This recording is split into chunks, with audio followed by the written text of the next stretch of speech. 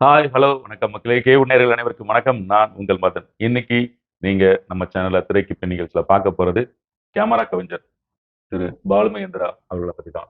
இவர் ஒரு ஒளிப்பதிவாளர், எழுத்தாளர், இயக்குனர், தயாரிப்பாளர், ஏன் நடிகரும் கூட. ஸோ அந்த மாதிரி பல முகங்கள் கொண்டவர். வாங்க இன்னைக்கு நாம அவரை பத்தி தெரிஞ்சுக்கலாம். இயக்குனர் பாலுமகேந்திரா அவர்கள் இலங்கையில் மட்டக்களப்பு பகுதியில் 1939ஆம் வருடம் பிப்ரவரி 13ஆம் தேதி பிறந்திருக்காரு. ஸோ காதல் அந்தரத்துக்கு முந்தின நாள் பிறந்தனால இவருடைய காதல் அதிகமா எங்க போயிருக்குன்னா கேமரா பக்கத்துல போயிருக்கு. ஸோ அதனால அவர் இன்ஸ்டியூட் முடிச்சு இமிடியேட்டா வந்து ட்ரை பண்ணிட்டு இருக்கும்போது அவருக்கான வாய்ப்பு எங்க கிடைச்சுன்னா ஒளிப்பதிவுக்கு வந்து செம்மீன் படத்துக்கு கிடைச்சது. நேஷனல் மலையாள திரைப்பட அவார்டு அங்க வாங்கிட்டு அடுத்து இங்க வந்தாரு. ஊமை என்றால் ஒரு வகை அமைதி.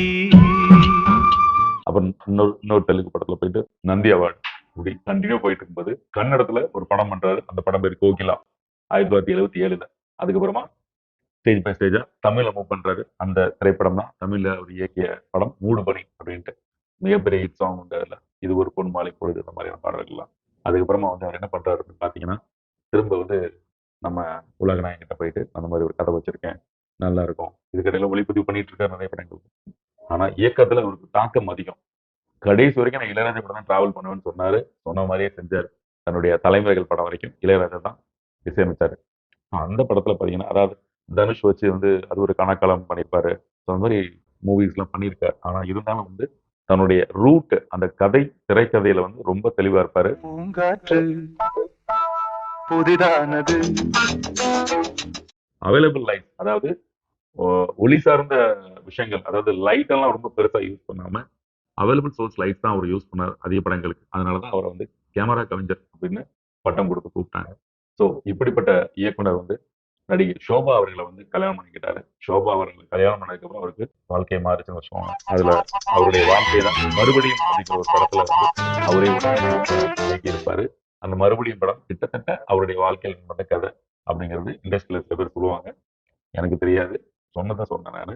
இப்படிப்பட்ட ஒரு மிகச்சிறந்த இயக்குனர், மிகச்சிறந்த ஒளிப்பதிவாளர், தயாரிப்பாளர் எல்லாருமே வந்து பெண்கள் விஷயத்துல கொஞ்சம் சறுக்கிடுவாங்க. நல்லா போயிட்டு இருக்கிற அரசாங்கம், ஏன் அரசாங்கம் சொல்றதை விட நல்லா ஆண்ட மன்னர்கள் கூட பெண்கள் விஷயத்துல சறுக்குறதுனாலதான் ஆண்ட இடம் கூட தெரியாம போனாங்கன்னு பழமொழியே இருக்கு. பழமொழின்னு சொல்றதை விட ஒரு கதையில இருக்கு.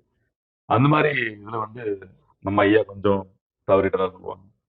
ஆனா தவறினாலும் அவருடைய மிகச்சிறந்த உழைப்பா இருந்தது. அவருடைய உதவி இயக்குனர்கள் யாருன்னு கேட்டீங்கன்னா இயக்குனர் பாலா, இயக்குனர் ராம், இயக்குனர் சீனிவாசன், இயக்குனர் வெற்றிமாறன் உட்பட பல ஜாம்பவான்கள் இவருடைய உதவி இயக்குனர்கள் இருந்தாங்க. அப்புறமா வந்து எழுத்தாளர் சுகா, பாவனாசம் தூங்காவனம் படத்தோட ரைட்டர் சுகா கூட இவருடைய உதவியாளர் தான்.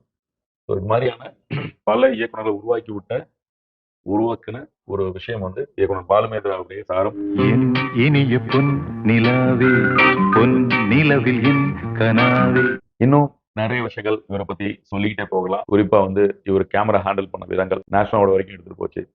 உதாரணம், மூன்றாம் முறை திரைப்படத்துல வந்து இவருடைய படத்துக்கு தான் வந்து கவிஞர் கண்ணதாசன் அவர்கள் கடைசியா பாடல் எழுதியிருக்காருங்கிறது ஒரு வரலாறு. நதி ஒன்று செல்லும் கடல் தன்னை தேடி நதி என்று செல்லும் கண்ணை கடல் தன்னை தேடி. இயக்குனர் பாலுமேந்திரா அவர்களை பத்தி பேசுறதுக்கு இவ்வளவு விஷயங்கள் இருந்தாலும் நம்ம கொஞ்சமா தான் இன்னைக்கு உங்களுக்கு சொல்லியிருக்கோம். மீண்டும் திரைக்கு பின் நிகழ்ச்சியில வேறொரு இயக்குனர், வேறொரு ஒளிப்பதிவாளரோட நான் உங்களை சந்திக்கிறேன். நன்றி. பூங்காற்று புதிதானது.